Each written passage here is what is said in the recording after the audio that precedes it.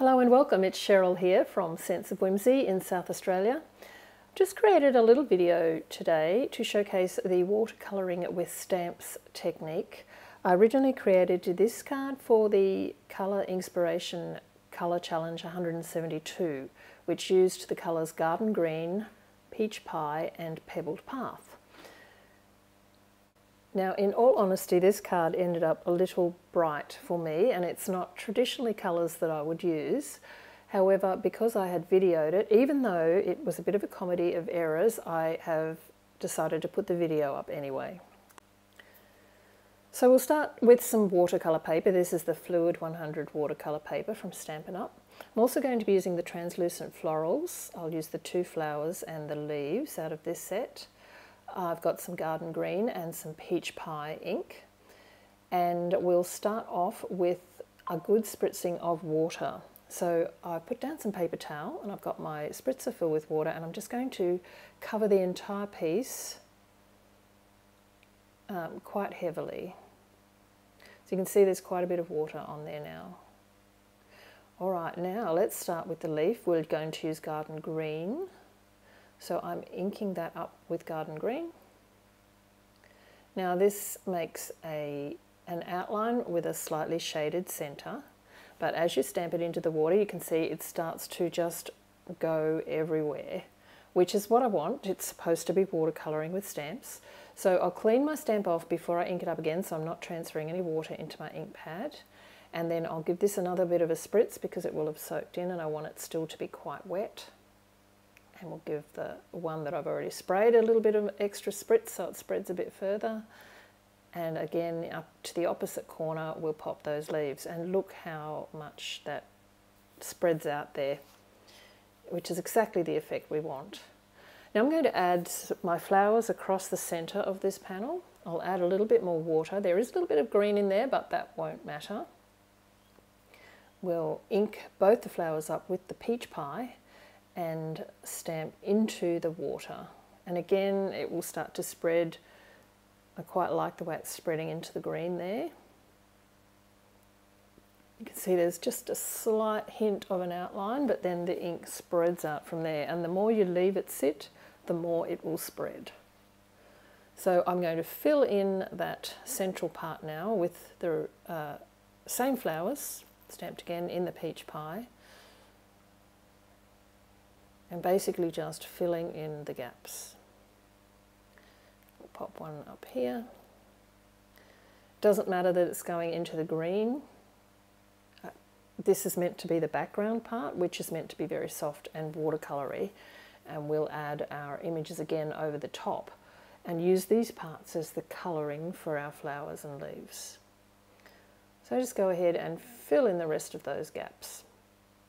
Okay, so I've cleaned my stamps off. That is spreading quite nicely. I am going to pick up this ink that's along the bottom so that when I pick this piece up, it doesn't just run everywhere all over my images. So I'm just using a little bit of paper towel, and we'll just pick that up. And if we pick that up now, you can see that there's still a little bit of water on there, and the inks are spreading nicely. So I've got this smaller leaf, and at this point I decided that I needed to fill in the gaps. So I spritzed it again, and I have inked up the smaller leaves with the Garden Green. And I decided to fill in the gaps. As soon as I stamped these images, I went, oops, I don't think I should have done that. They are very dark in the middle of the flowers. So then I thought, well, I better fill in the gaps with some more flowers. So I'm just cleaning my stamp off and adding a couple more flowers in the gaps. Okay, so those green leaves in the middle are spreading quite nicely, but they are very dark. However, short of throwing this piece away and starting again, there's not much I can do about it. So I'm going to dry this off with my heat tool until it is touch dry. So now we'll go ahead and add those same images back over the top, but with no water, so that you're getting the outline over the coloured parts. So they'll roughly fit into the same area.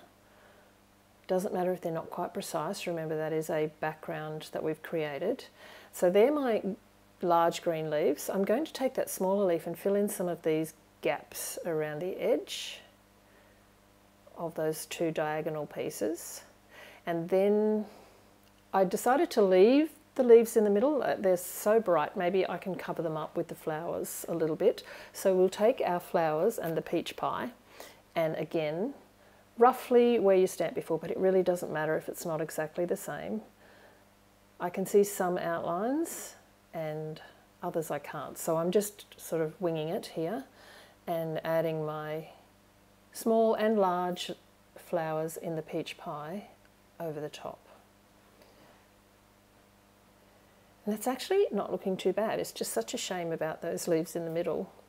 But anyway, I then thought I'll fill in the gaps with the very small flowers, a little bud flower, and rather than do too many outlines by going over it with the larger flowers, I'll add these lovely little small ones in the gaps. And that might distract your eye from those bright leaves in the middle. I might do one up the top here over this sort of green, even though it's green, if I put some peach pie in there, that will sort of blend in a little bit, I'm hoping. All right, so then in my wisdom, I thought those leaves look funny with no image over them. So I went ahead and stamped the small leaf over the top. And again, now they are back to being very, very in your face. Now, because that panel wasn't totally dry, you can see that those images have bled a little bit. The line is not as fine as it was when I stamped it, and that's purely because this wasn't totally dry, which is fine because it's meant to look like a watercoloured piece. But the flowers were a bit wishy-washy compared to those little leaves that I put in the centre. So I've elected to take a water brush and add some more peach pie ink into the centre of the flowers. This will also make the lines in the flowers run just a little bit and make them look a little bit more watercoloured. But I am liking the fact that they are starting to stand out a little bit more now. I'm just going to need a little bit more ink. So I'll clean that lid off before I press it into the ink pad again, so I don't transfer any remaining water back into the ink pad. And then again, I'll just continue to add ink to the flowers until I'm happy with their brightness. And you can see they're already starting to look much better. Now, I'm not being too precise, I'm just throwing some colour in, blending the lines a little bit, giving them a little bit of punch. Okay. I'll clean the top of the ink pad off, and I have gone ahead and spritzed this again. I really want it to be more watercolory than it looks, so we'll just give it a little bit of a spritz. I'll leave that sit for a wee minute and let those lines start to spread out before I come in with a heat tool and dry it off. Now, even though I've made those flowers a little bit brighter, those leaves in the middle are still way too in your face. So I'm going to try and distract the eye from those leaves by adding some white splatter to the piece. So I've mixed up some white craft ink refill with water on an acrylic block, and I'm just tapping those inky splatters with the paintbrush, tapping that onto my finger, sort of diagonally across the piece from those darker leaves across the flowers. Now, when I've gone ahead and dried that with the heat tool, I've realised that my splatter was not quite thick enough, and they've sort of soaked into the paper and become quite pale, which is fine. It's still a lighter effect, but I do need to add some brighter splatter. So we'll add a little bit more of the ink refill to that little watery blob, and do the splatter thing again. And you can see now that it's a finer splatter because it's a thicker liquid and it's retaining its whiteness. Even after I dry it, those little dots stay quite bright and white. And that's the effect I'm looking for. That sort of does hopefully take your eye away a little bit from the flowers in the centre. But it wasn't enough for me. So I have taken the little twiggy image out of the Translucent Floral Stamp set, and the Pebbled Path ink, which is the darker colour in the trio of colours for the colour challenge. And I'm going to add some of those little twigs around the edge, just to add a point of difference and maybe to hopefully take away from those darker images in the centre. So I keep adding little twigs, and then all of a sudden I've sort of got lots of little twigs all the way around the edge, and I'm at a point now where I really need to just keep going, and so I've added an entire frame of little twigs around the edge of the card. I actually quite like it, and I do think it goes a little way to pulling your eye away from those central leaves. And I think that, no, just one more, no, I finish now. And I think that looks quite good on the Pebbled Path folded card front. However, I've decided to trim this piece up. I'm going to cut 2.5 centimetres, which is about 1 inch, off one edge of the piece, and this piece can go on the inside of the card. I've pulled out I found some Garden Green Designer Series paper in the Nests of Winter Designer Series paper pack, which is one of the new papers out of the mini catalogue. You can see it's quite different. It's a really lovely contrast, being stripes to the floral, but it's a little bit watercoloured looking, so it goes quite well with it. I will have to now add some more of those little Pebbled Path twigs around the edge that I sliced off. And these are both going to go onto my card front on dimensionals, and because they're both different weights, I've elected to glue them both onto a panel of the Pebbled Path cardstock that is the same size. So we'll go ahead and glue those pieces on with liquid glue. Of course, you can use tape runner or double-sided tape, whatever you normally use to glue your layers on. But this piece, as you can see, they fit perfectly onto that panel. And then this one will go next to it. Now I've decided to use the larger diagonal piece with the leaves on it towards the Designer Series paper, because I am going to add a tag and some twine here, and that will sort of cover it over a little bit. What I'm hoping to do is make those central leaves look like they're meant to be there rather than just a couple of little add-ons, by having some smaller pieces of foliage around the card.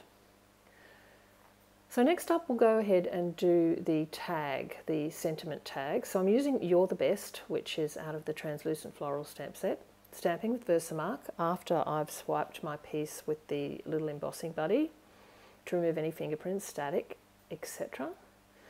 And then we'll pop some white embossing powder onto that. I keep mine in a little tub because I use it quite a bit, but you can see that using that little embossing buddy is great. There's no stray bits of embossing powder that I have to remove, so I can go ahead now and heat that with my heat tool until it melts.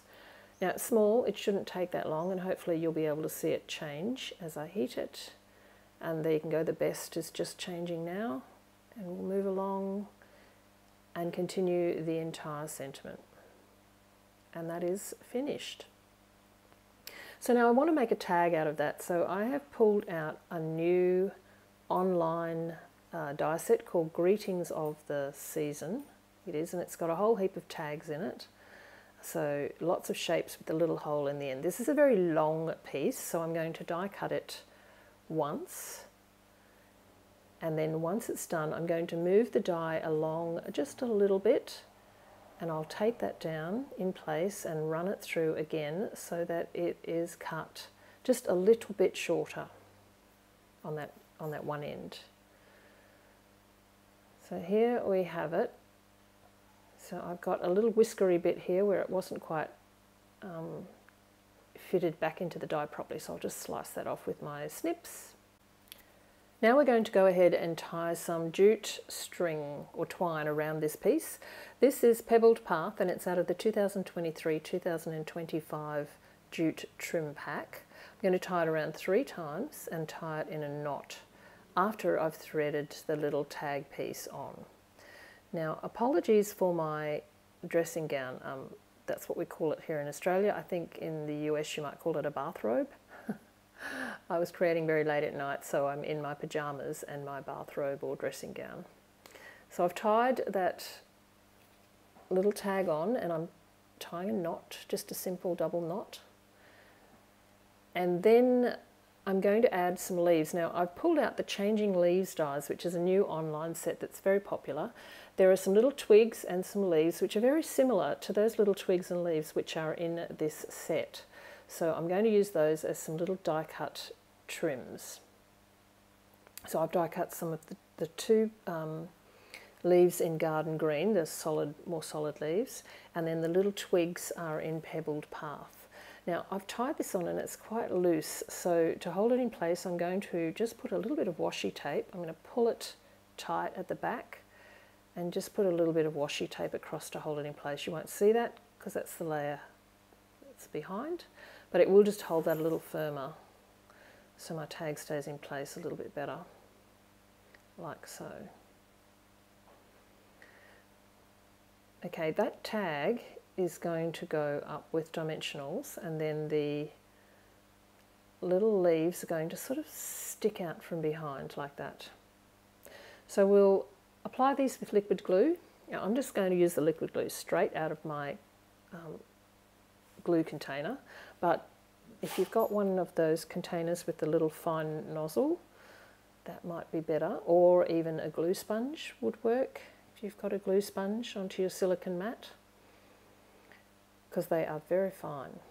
Then the Garden Green leaves, which are much easier, can go over the top. I'll just put a little bit of glue on the leaves, doesn't matter so much about the stem, but pop some glue onto the leaves and then tuck it in behind over the top of the Pebbled Path twig, and then we'll do the same thing with the other two down on the bottom part of the tag. So again, you do not need much glue at all, you don't want it to go everywhere, so a very light touch with the glue is the secret there. So again, the little Pebbled Path twig goes underneath, and then the Garden Green leaves can go over the top.